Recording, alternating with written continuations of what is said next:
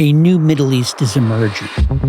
A dictatorship has fallen. Lightning-fast rebel offensive ending 50 years of authoritarian rule in Syria. New partnerships are forming. The historic deal brokered by the US to normalize relations between the UAE and Israel. Citizens are rising up. Thousands of Iranians have been protesting as a dire economic crisis takes a heavy toll on their daily livelihood. And new players are arriving on the scene. Saudi is now cozying up to China to strengthen bilateral and economic ties. These changes have consequences for the United States, and particularly for its 80-year relationship with Saudi Arabia. The Arabian monarch goes aboard the president's cruiser centered on the potential American development of the oil concession granted by the king. What began as a grand bargain of Saudi oil for American security has evolved into a complex network of sometimes contradictory interests as Saudi Arabia's crown prince seeks to claim a more influential role for the kingdom in world affairs. Saudi Arabia's crown prince accused of ordering the murder of a Washington Post contributor. The International Criminal Court to open an investigation into war crimes and crimes against humanity committed by the Saudi-led coalition. How are U.S.-Saudi relations adapting to these changes? Can Washington still count on Saudi Arabia as a critical ally in one of the world's most volatile regions? From the Council on Foreign Relations, welcome to the President's Inbox. I'm Jim Lindsay. Today, I'm joined by F. Gregory Gause, one of the world's leading authorities on Saudi Arabia and an associate fellow at the Middle East Institute. Greg, thank you very much for joining me. My pleasure, Jim. I want to dive into the question of U.S.-Saudi relations, Greg, but first, I'd like to ask you to do a scene setter for me by making sense of politics inside the Kingdom of Saudi Arabia these days. The ruler is the 90-year-old King Salman bin Abdulaziz Al Saud. But of course, news reports basically say that his 40-year-old son, Mohammed bin Salman, the crown prince, is running the show. And I should note, he goes by the initials, is often referred to by the initials MBS. Is that an accurate depiction of what Saudi governance looks like, or are we missing something by talking about the crown prince running the show? No, that's absolutely right. In fact, in 2022, the king, who has been in decline, gave up the position of prime minister, and the kings in Saudi Arabia have almost exclusively held on to the position of prime minister. In 2022, King Salman gave up the title of prime minister to Mohammed bin Salman. So he's been crown prince since 2017. He's basically had the reins since then, although early on, the king would occasionally kind of pull him back from things, particularly on Israel, interestingly enough. But I think that's from COVID, from 2020, basically, I think that the crown prince has been basically running the show. Does he face many internal checks? I mean, I'm old enough to remember when people would talk about the ruling family in Saudi Arabia being very large. Lots of princes would have a say in matters that are important family interests not to alienate. There was a religious establishment that was seen as wielding great power. Have things changed, or is that still the case? I think they've changed. I think this is one of the most important things that's happened in King Salman's reign in the time of MBS is the centralization of power. Really, from the 1960s up until 2015, Saudi Arabia was a kind of run by committee of senior princes. Sometimes kings were stronger personalities, sometimes they weren't. But on big things, you had to get a consensus of the major princes. And maybe it was 4, 5, 6 people, but that made decision-making very conservative, very stodgy, unable to kind of grasp opportunities, but also kept the Saudis from doing anything really dumb because there was that kind of a veto power. After King Salman came in, he basically consolidated control in the hands of his son, MBS, cutting out numerous of his nephews, numerous of MBS's cousins, even older brothers. And in that generation of the family, MBS is not particularly popular.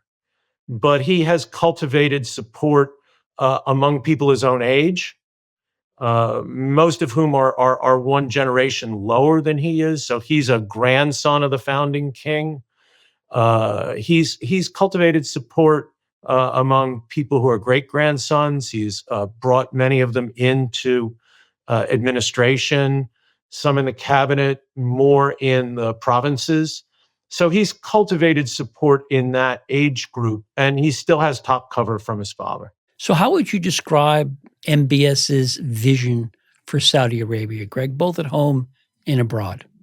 I think it's changed in interesting ways. When he came in, let's start with foreign policy. When he came in, he was really throwing his weight around. He thought Saudi Arabia was a superpower, and it could behave the way Russia does, China does, in the region the way Iran does. And almost everything he did turned out to be a failure. He launched a military expedition with the Emiratis into Yemen to try to defeat the Houthis, turned into a quagmire.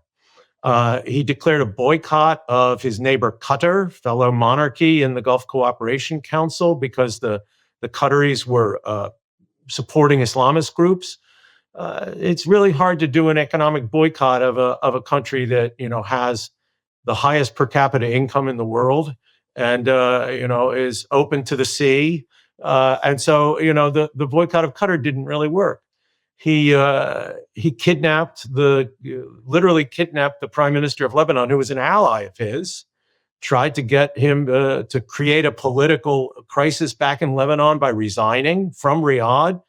MBS somehow thought this would hurt Hezbollah. In fact, it didn't do anything to Hezbollah. And finally, I think probably most importantly, and this will have the longest impact, he was very, very aggressive toward Iran in his rhetoric, in his open support for the maximum pressure policy that the first Trump administration followed, and the tearing up of the Iran nuclear deal. He compared the supreme leader of Iran to Hitler. He threatened to take the fight into Iran. And the consequence of that was that in September of 2019, the Iranians fired missiles and drones at the most important Saudi oil facility, the gathering plant at Abqaiq, which processes about 50% of Saudi oil production, which is about 5% of the world's oil production. You could argue it went offline for like 48 hours, correct? Yeah, and it went offline for a couple of weeks, actually.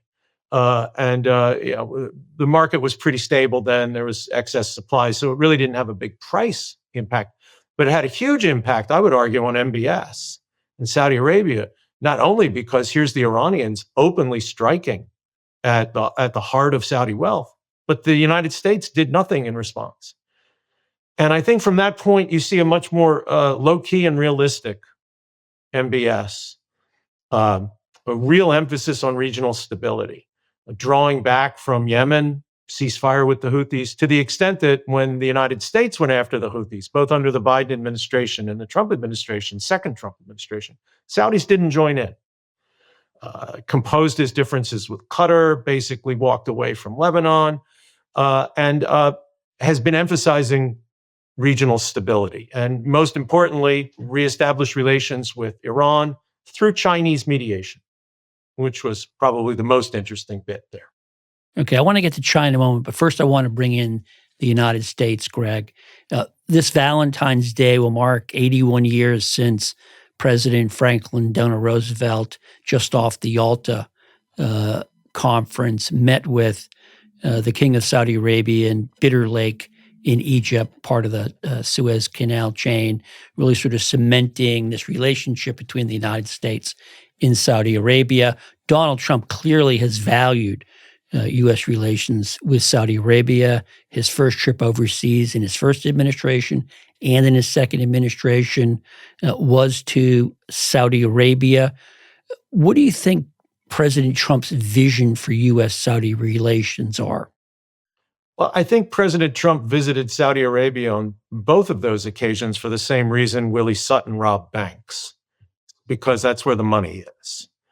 And the president, I think, has a view of American economic interests, which are kind of coterminous with his own personal interests. So his family does a lot of business in the Gulf, including in Saudi Arabia. And he sees the Gulf as a place where America can do a lot of business, and many American industries do, particularly the arms industry.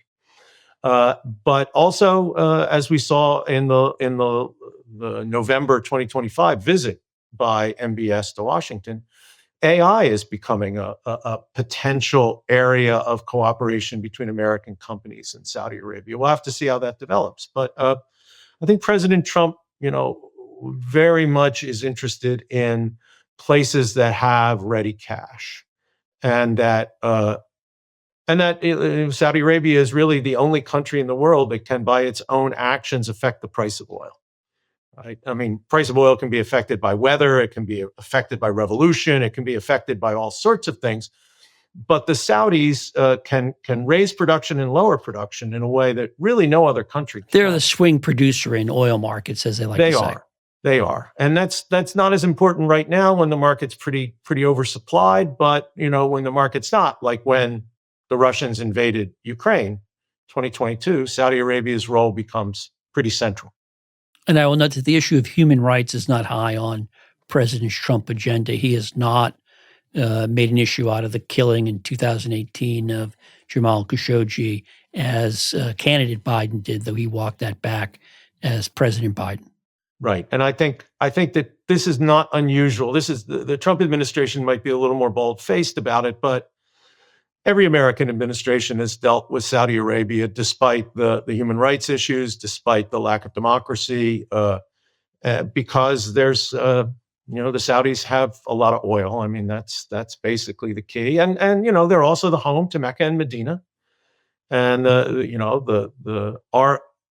our concentration in the post 9/11 world on Islamist radicalism and Sunni Salafi Islamist radical groups like Al-Qaeda and ISIS, the Saudis were important partners. And the fact that MBS, and this gets a little into domestic politics in Saudi, MBS has walked back from that strong public commitment to Salafi Wahhabi Islam, this very kind of xenophobic and conservative and strict puritanical interpretation of Islam.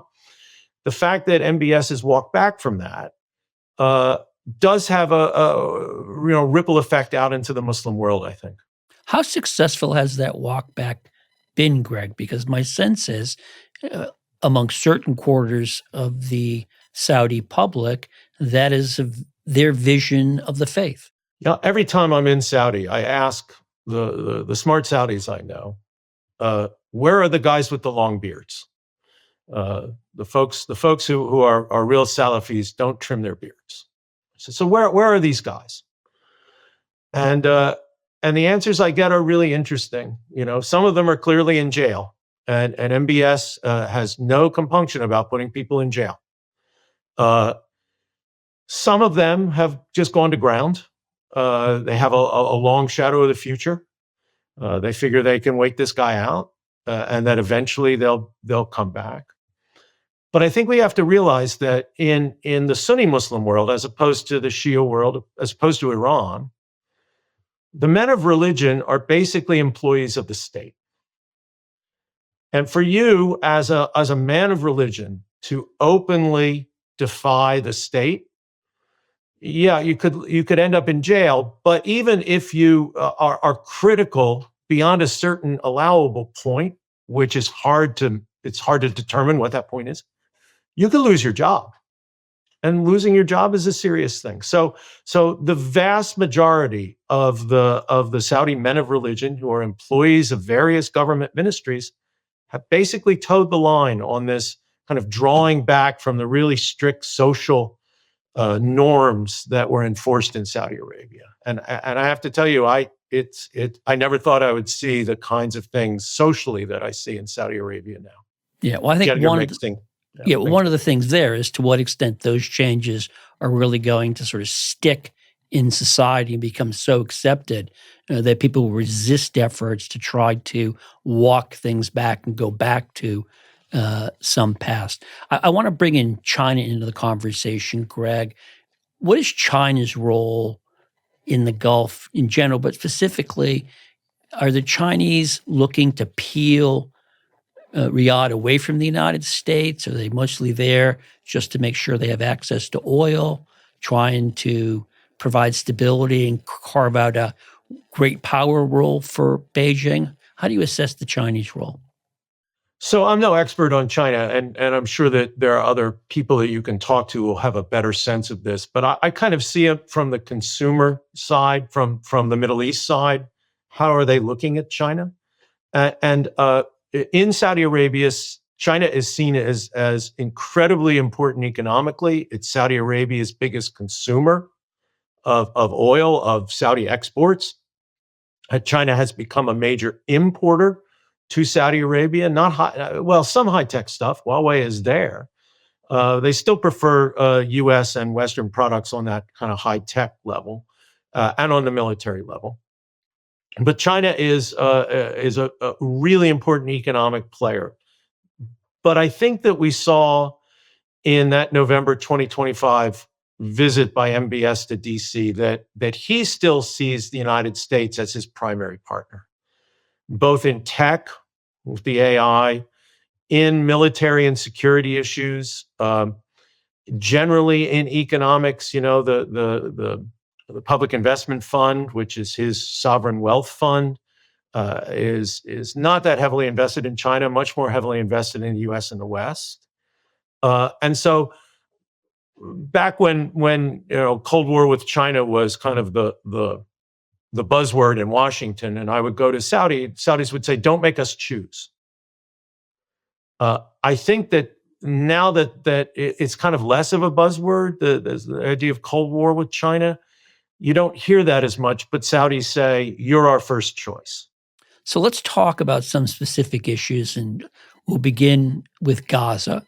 Obviously, in the run-up to the October 7th attacks, there was a lot of speculation that MBS might agree to recognize Israel and join the Abraham Accords. That sort of thinking, I think, got derailed, at least in the short term. But where do you see the issue of Gaza sort of figuring into Saudi Arabia's calculations and its dealings with the United States? The war in Gaza raised the salience of the Palestinian issue in the Arab world, the Muslim world in general. And MBS does have ambitions for leadership roles in these two places and on these two platforms, so to speak. And so I think the cost for Israel of recognition by Saudi Arabia has gone up. In the pre-October 7th period, particularly if you talk to Biden administration folks, they said, well, the Saudis would be willing to settle for kind of Israeli commitments in the future to improve the situation for the Palestinians in West Bank and Gaza. But after October 7th, with the increased salience of the Palestinian issue, it was on everybody's phone in the Arab world, in the whole world.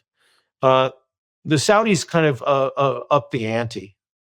And now they're very specific that they want a pathway and timeline to Palestinian statehood, which of course the current Israeli government is not at all interested in giving them. Now, the question I think is, let's think 5 years down the line. The Palestinian issue might be reduced in salience in terms of Arab and Muslim public opinion again.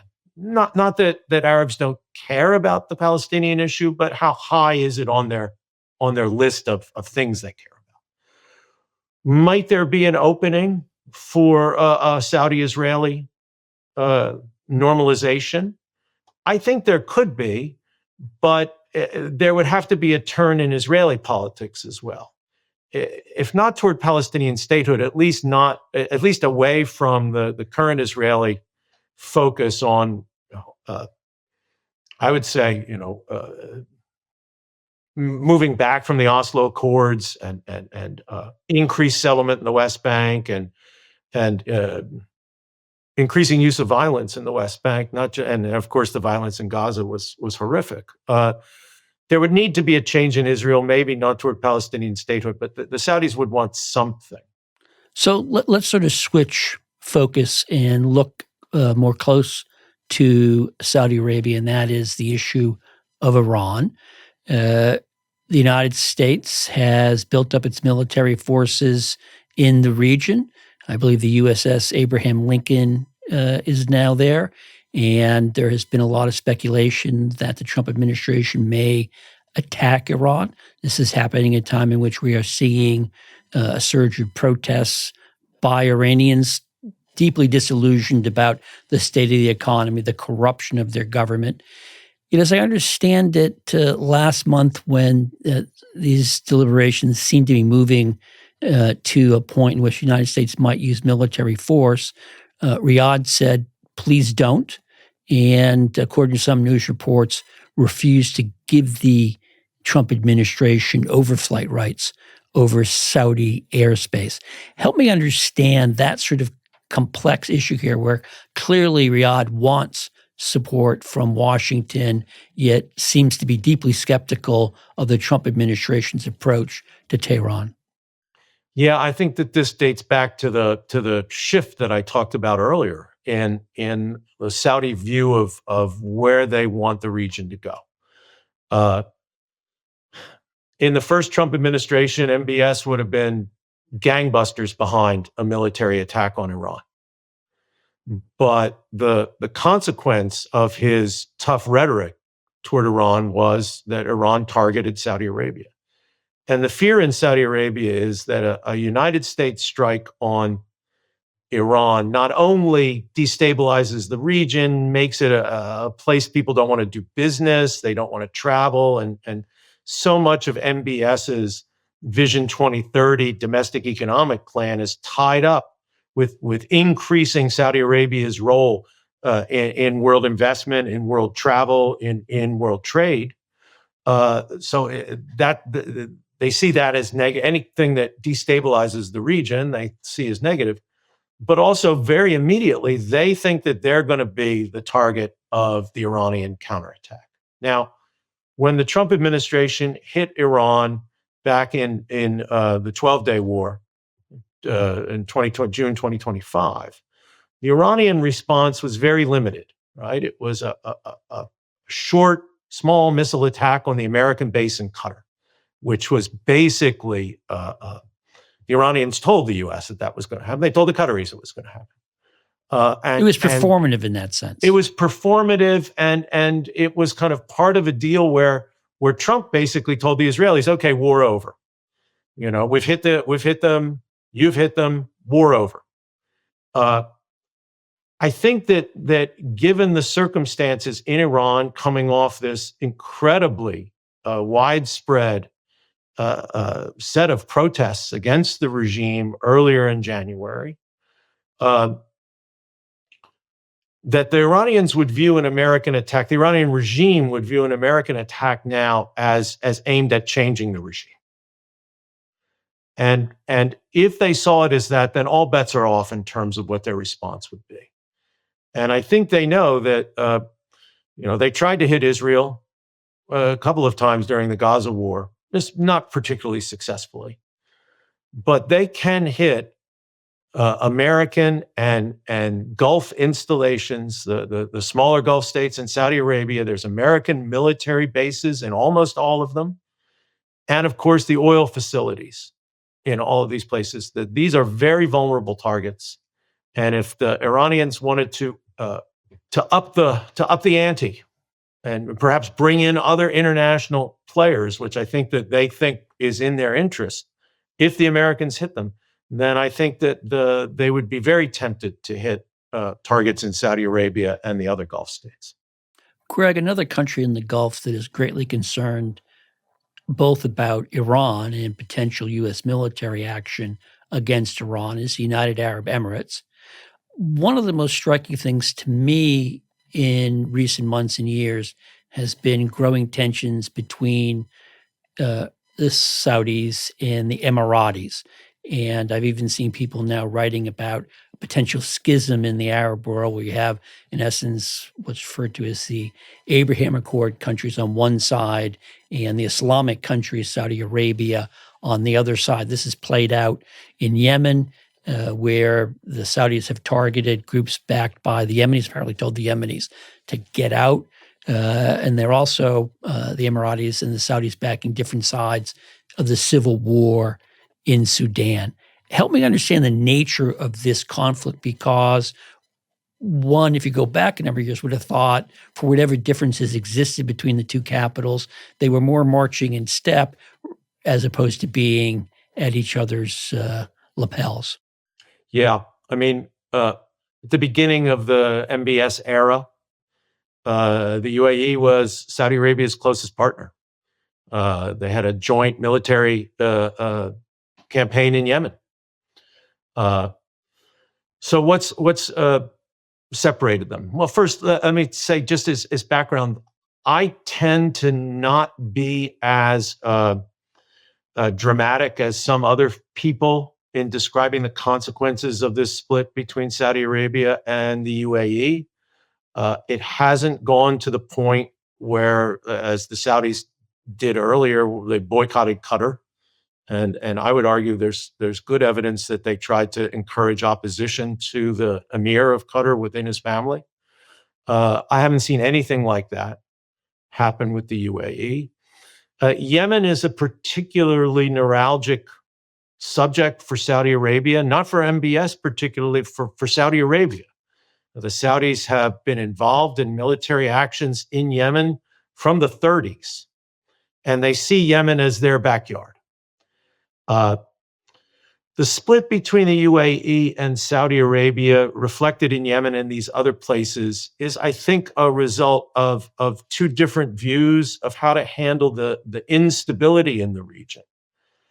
The Saudis have, from about 2020, when I argue there was this shift in MBS's perception of where Saudi should go, the Saudis are very much into, we deal with legitimate governments. We deal with the governments in power. We don't want civil wars. We don't want civil conflicts. We want legitimate governments. They always stress legitimacy. And the Emiratis are more comfortable with the idea, well, you know, these governments, they're weak. There's all sorts of groups in them. We'll just play with these groups. In many ways, this was the Iranian strategy for a long time. Still is, right? The Iranians tend not to have state allies. They have non-state actor allies. Hezbollah, the Houthis, right? Various militias in Iraq and Afghanistan. And the Emiratis and, interestingly enough, the Israelis, which is where you get this Abraham Accord Axis talk, which I think is exaggerated, but there it is. The Israelis are kind of playing that game in Syria right now, backing Druze militias that are opposed to the new central government in Damascus. So I think there's this difference of opinion. It's reflected in Yemen. The Saudis were very direct in Yemen because they see Yemen as their backyard and they're not going to let anybody else mess with it. You see it in Sudan, maybe in Somalia to some extent. But I don't think that this is going to lead to a huge schism between the UAE and Saudi Arabia. In the end, all of these monarchical regimes, I think, understand that they hang together or they hang separately. And so their interests, their fundamental domestic political interests are such that I think that will prevent the schism from becoming too large. And in the end, Washington will also tell them to Well, quit. I was going to ask you on that score, what has the Trump administration done looking at this sort of intramural fighting between the Saudis and the Emiratis? Is it essentially hands off? Are they trying to mediate, trying to help one side versus the other triumph? It doesn't seem like the Trump administration has picked sides. The only thing we know from the public record, at least as far as I can tell, is that Secretary Rubio did call both the Saudis and the Emiratis after the Saudis bombed this shipment of Emirati material that went into Yemen that was going to go to the Emiratis' allies in Yemen. One gets the impression that Secretary Rubio said, "What's going on? You guys got to cool it." Now, the Trump administration has been in touch with obviously the Saudis and the Emiratis regarding Iran. And I think that what they're hearing from these two parties is the same thing, which is we worry about the consequences of an American military attack on Iran because we're not sure that the kinds of attacks you will make will actually destabilize this regime and lead to its fall. And even if it did, we're not sure who comes next. If what comes next is a military regime headed up by the Revolutionary Guard, that might be worse. Well, they may also be worried about chaos. I mean, again, if you look at Libya, you lost a strong man, and we have not gotten stability in its wake. And I think there's a lot of concern about where Syria is going to go. Just on the question of Syria, how do the Saudis view what has happened in Syria, and what are they trying to affect as an outcome there? So on the Syrian front, they're very much in favor of a strong central government under Ahmed al-Sharaa. The Saudis were the ones who introduced Sharaa to President Trump on his visit to Riyadh back in May of 2025, which led to the lifting of American sanctions for the most part on the Syrian, on Sharaa personally. There was a price on his head. We had put a price on his head when he was an Al-Qaeda guy, and on Syria in general, sanctions on Syria in general. So the Saudis are very supportive of Ahmed al-Sharaa. The Emiratis, maybe not so much, but I don't get the impression that they're supporting other parties within Syria. The issue for Sharaa is really the Kurds, who form the core of the Syrian Democratic Forces, the SDF, which we supported in the anti-ISIS campaign. And just in the last couple of weeks, Sharaa has moved and reduced the power of the SDF. This is, I think, a difficult issue for the U.S., but the Trump administration has basically said, okay, we're with Sharaa. The issue, of course, is the SDF. Not for the first time that the United States has changed its attitude or position toward the Kurds. Yeah, it's a long history. Long history there. Well, the Kurds throughout the Middle East know that American support is always temporary, and so one of the issues though that comes up here is that the SDF, the Kurds, were running these prisons where ISIS guys were, and we have been trying to transfer some number of them into Iraqi prisons, but the whole issue of does the movement by Sharaa and the central government against the SDF lead to a larger resurgence of ISIS? That's a big deal.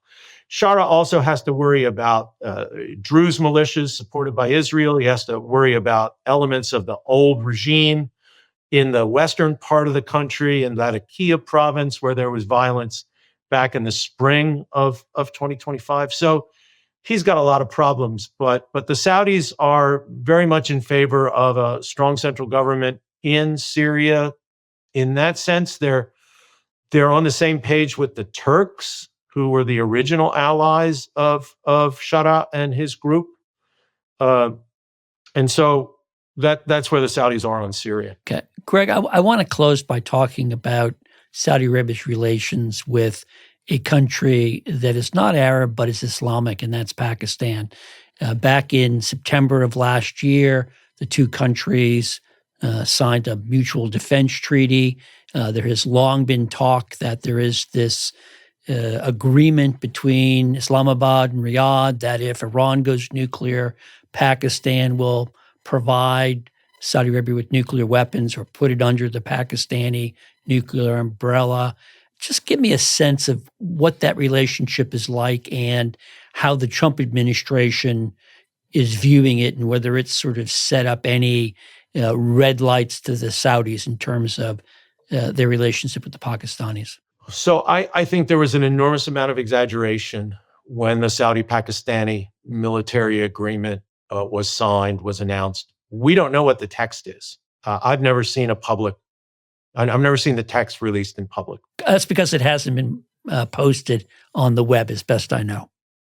There we go. There was a lot of speculation. Some of it occasioned by a couple of loose-lipped references by the Pakistani defense minister, that Saudi Arabia was now under Pakistan's nuclear umbrella. The Pakistanis quickly walked that back, including the defense minister himself, quickly walked that back. And that makes a lot of sense, it seems to me. I mean, the Pakistani nuclear arsenal is meant to deter and in extremis fight the Indians. And for it to be diverted to other purposes, I think would be a profound change in Pakistani defense strategy. So the Pakistanis have always had a military relationship with Saudi Arabia. There have been Pakistani troops stationed in Saudi Arabia at various times, in the 70s and the 90s. And for Pakistan, of course, Saudi Arabia is a useful financial partner. Pakistan always is in search of funds, right? But I think that the idea that the Pakistanis are going to, say, attack Iran if Iran attacks Saudi Arabia would be a real stretch. And conversely, the idea that the Saudis would take steps against India when the next Pakistani-Indian border skirmish happens is also far-fetched. Saudi Arabia does 8 times more trade with India than it does with Pakistan. India is a growth market for Saudi energy exports. The Saudis for the last 20 years have been cultivating a better relationship with India. And of course, there's huge Indian populations in Saudi and throughout the Gulf, Pakistani populations too. And one of the things that all the Gulf countries have wanted to do is stay out of India and Pakistani fights because they don't want to stir up that possibility within their own countries between 2 large expatriate labor communities. On that note, I'll close up the President's Inbox for this week. My guest has been F. Gregory Gause, Associate Fellow at the Middle East Institute. Greg, thank you very much for coming on the President's Inbox. My pleasure, Jim. Today's episode was produced by Justin Schuster, with Director of Video Jeremy Sherlock and Director of Podcasting Gabrielle Sierra. Our recording engineers were George Flores and Brian Mendives. Production assistance was provided by Oscar Berry and Kalia Haddock.